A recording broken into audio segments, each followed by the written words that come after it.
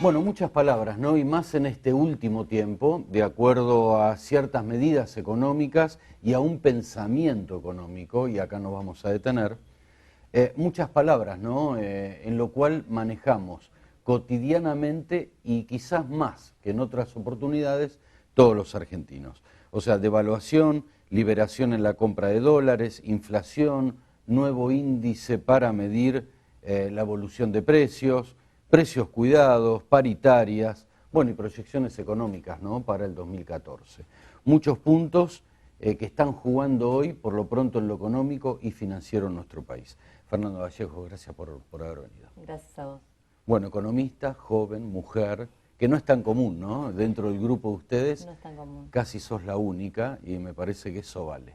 Bueno, ¿cuántos temas, no, Fernanda, que hoy están... Muchos temas, sí, bueno, la economía, me parece, vos decías muchas palabras, y yo siempre digo que uno con las palabras construye sentido, ¿no? Me parece que hoy estamos atravesando una disputa que tiene que ver con eso, con la construcción de sentido, que se vuelve muy palpable en la esfera económica, porque bueno, por supuesto, la economía es algo que todos tenemos a flor de piel y los fenómenos económicos nos afectan cotidianamente y eso por supuesto está instalado en la agenda de todos los ciudadanos. Por eso me parece que también, además de que por supuesto la coyuntura de que hemos tenido un verano movidito, como quien dice, lo potencia, pero me parece que ese es el fenómeno que hoy está dando vueltas, porque además estamos, como venimos diciendo desde hace muchos años, discutiendo en el marco de la esfera económica entre dos modelos en pugna, ¿no?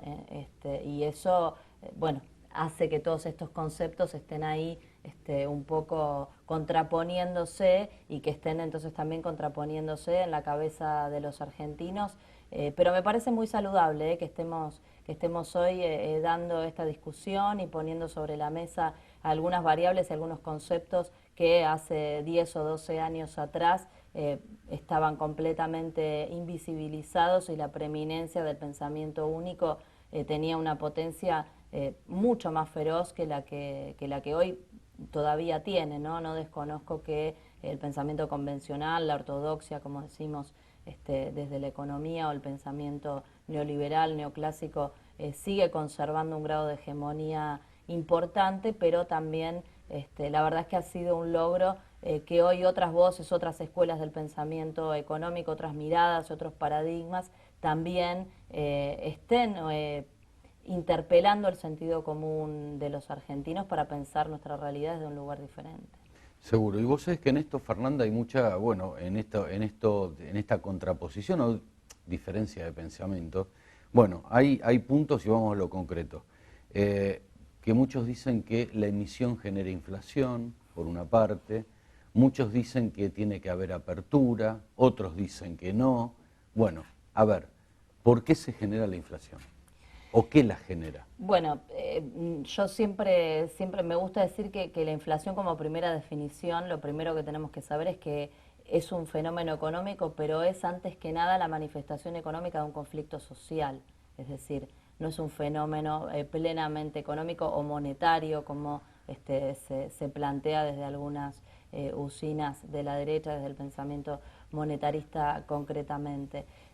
¿Por qué? Digo, esto es algo que está presente desde los clásicos, ¿no? Digo, el principal problema de la economía siempre ha sido la cuestión de la distribución, cómo se produce el proceso de apropiación del excedente económico, quién se lo apropia, en qué proporción se lo apropia, y en ese contexto el conflicto principal, digamos, lo que tiene que ver con la distribución primaria del ingreso es entre trabajadores y empresarios, entre el trabajo y el capital, y tiene que ver con la discusión en el seno de la sociedad de cuál es la participación de los salarios en el ingreso nacional y cuál es la participación de las ganancias empresarias. ¿Qué tiene que ver esto con la inflación? Todo. ¿Por qué? Porque, por un lado, por supuesto, los salarios son una parte de los costos de la producción de los bienes que Seguro. Consumimos, y la ganancia, que es una variable que no estamos acostumbrados a tenerla sobre la mesa a la hora de hablar de la cuestión de los precios, es el otro componente fundamental. ¿Por qué? Bueno, porque básicamente el trabajador, por supuesto, aspira a ganar más, aspira a mejorar su posición en ese ingreso nacional, la participación de sus salarios, y el trabajador gana más y mejora su capacidad adquisitiva, mejorando el precio del bien que vende, que es finalmente su fuerza de trabajo, ¿no? Mejorando el nivel de los salarios nominales.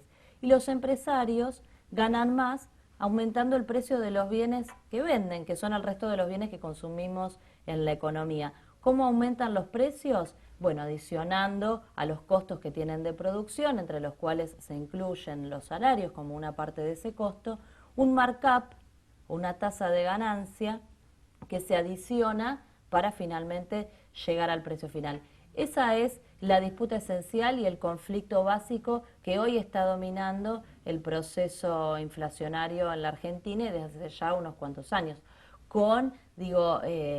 También tenemos que tener en cuenta las particularidades históricas, institucionales de la Argentina que nos diferencian por ahí de otros países en cuanto, por ejemplo, a la densidad sindical que la Argentina tiene, ¿no? Que es un fenómeno característico de nuestro país y en buena hora que así sea, ¿no? Y en este contexto de recuperación económica, de haber abolido el fantasma del desempleo, que es el gran disciplinador social, hoy lo vemos en Europa, la gente yendo a trabajar aún sin cobrar por temor al desempleo, o habiendo desaparecido eso, habiendo creado más de 6 millones de puestos de trabajo y habiendo recuperado las condiciones para la negociación salarial y la capacidad de los trabajadores de negociar las condiciones del salario, conforman el escenario que revitaliza esa puja distributiva que hace 10 o 12 años atrás estaba reprimida. No es que el conflicto no existe, sino que en determinadas condiciones la puja directamente está reprimida, fundamentalmente por el desempleo, es el principal elemento represor, digamos, de ese conflicto. Fernanda, muchos dicen que la economía se autorregula, que hay que ser abierto porque entre la oferta, demanda, etcétera, se regula sola. ¿Es así? La verdad es que no, o en todo caso hay que plantearse a favor de quién se regula, ¿no? Y a qué intereses responde esa regulación. De lo que podemos estar seguros es que la neutralidad no existe en la economía. Entonces, cuando se dice la economía se regula solo, se regula por obra del mercado, por la mano invisible del mercado, primero habría que anotar por ahí que, estos son planteos que originalmente en el marco del pensamiento económico tienen que ver con situaciones de competencia perfecta que por supuesto no se verifican en la realidad y no se verifican en la economía argentina, lo sabemos claramente, el nivel de concentración de posiciones monopólicas, oligopólicas, descartan de plano las premisas mismas sobre las cuales se fundamentan ese tipo de corolarios que luego se extraen. Ahora, cuando se habla del mercado, esta entelequia, esta abstracción que pareciera, ¿no? Un ente abstracto, uno no sabe a qué nos estamos refiriendo. La realidad es que el mercado como entelequia no existe. El mercado es un determinado conjunto de actores con intereses específicos, económicos, en este caso, y si uno deja librado a la regulación del mercado la suerte de la economía, por supuesto que la economía en todo caso se va a regular en favor de esos intereses. Por eso el Estado tiene una centralidad determinante para balancear justamente la economía en favor de, por ejemplo, en materia de precios, una mayor equidad distributiva, que es lo que hoy estamos discutiendo, ¿no? Balancear hacia el lado de los trabajadores, hacia el lado del conjunto de los sectores populares y medios de la Argentina, y sin la intervención del Estado directamente o generando las condiciones, por ejemplo, de empoderamiento de los trabajadores, como hablábamos antes, es imposible que un proceso de redistribución se dé de la misma manera que es imposible que un proceso de desarrollo económico con reindustrialización, como venimos intentando reforzar a lo largo de todos los últimos años, se dé. No se ha dado jamás en ningún lugar del mundo, en ningún momento de la historia. ¿Cómo juega la carga tributiva, ¿no?, en esto? La carga,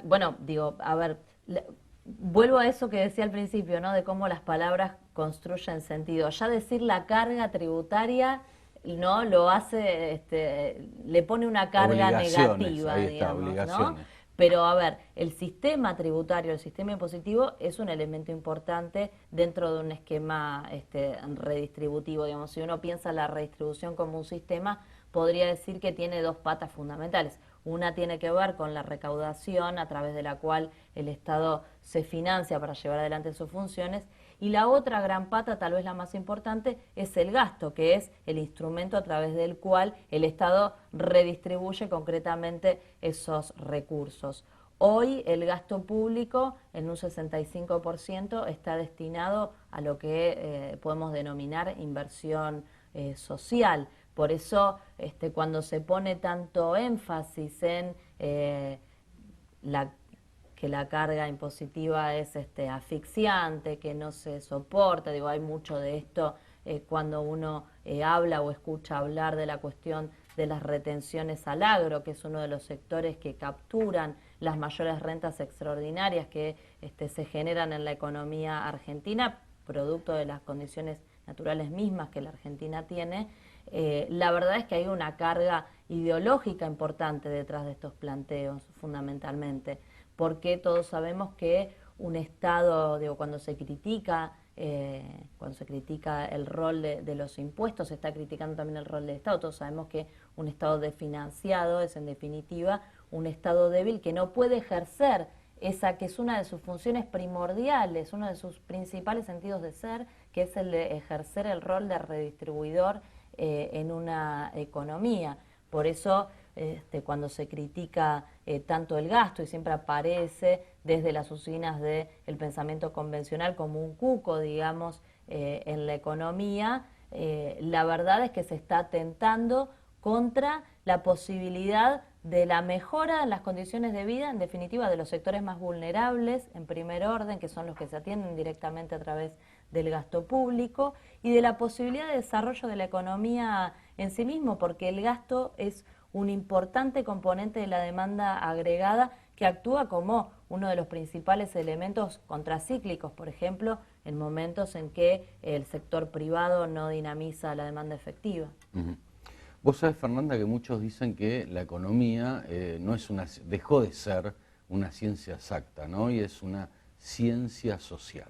Muchos dicen así. Bueno, en realidad la economía nunca ha sido una ciencia exacta. La economía es, por supuesto, una ciencia social, es una ciencia humana, y la centralidad, digamos, el objeto principal de la economía es precisamente el social, hombre, ¿no? Es cierto que justamente con la configuración hegemónica, digamos, del pensamiento neoclásico, neoliberal, ha habido una vocación muy fuerte de esta escuela del pensamiento económico de vincular epistemológicamente a la economía con las ciencias exactas y particularmente con la física, y empezaron a aflorar entonces un montón de desarrollos económicos bastante desapegados de la realidad, bastante tirados de los pelos, uno podría decir, en palabras sencillas, y eso generó, digamos, una cierta confusión que hace que incluso mucha gente perciba, ¿no?, a la economía como una ciencia más vinculada con la matematización y los números que con esa centralidad que tiene que ver justamente con el hombre y con lo social. Pero sin lugar a dudas, la economía es y debe ser una ciencia social, y necesitamos además un diálogo mucho más fluido entre la economía y el resto de las disciplinas sociales, porque va a ser este diálogo lo que nos va a permitir tener una comprensión mucho más acabada y mucho más realista de lo que en definitiva sucede en nuestra sociedad y de lo que nuestra sociedad necesita como respuestas desde la ciencia. Gracias, Fernanda Vallejos. Gracias bueno, por conocer, todo lo que es el pensamiento, ¿no?, de ustedes, y me parece importante, y más siendo una mujer. Bueno, muchas gracias. Gracias. Pausa.